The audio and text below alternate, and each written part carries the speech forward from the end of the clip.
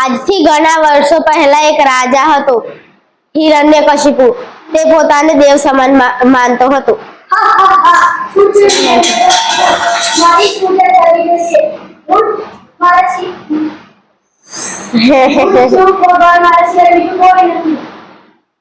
પિતાજી, ભગવાન તો સર્વત્ર છે.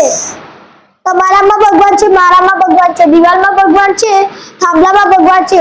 સત્ય અને ભક્તિ જ જીવનનો સાચો માર્ગ છે. હોલિકા, આવ, પ્રહલાદને લઈને આગમાં બેસી જાઓ. હા ભાઈ, અગ્નિ મને કશું નહીં કરે. હોલિકા પ્રહલાદને લઈને આગમાં બેસે છે. જે બુરાઈ કરે છે તે પોતે જ નાશ પામે છે અને જે સત્યનો વિજય થાય છે. હોલિકા બળે છે અને પ્રહલાદ સુરક્ષિત રહે છે. ભગવાનનો આભાર.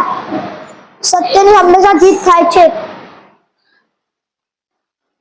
હોલિકા દહન આપણને બુરાઈનો નાશ અને સારા વિચારોનો વિજય થાય છે તે શીખવે છે. અભિમાન અને